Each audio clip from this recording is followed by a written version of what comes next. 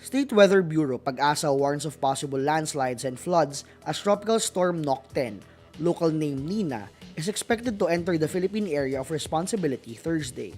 Pag-asa says municipalities in 47 provinces are expected to experience more than 100 millimeters of accumulated rainfall in 24 hours. This could trigger landslides and floods, especially in low-lying areas. If the tropical storm stays on track, moderate to heavy rains may be experienced in Luzon and some areas in Mindanao starting Friday.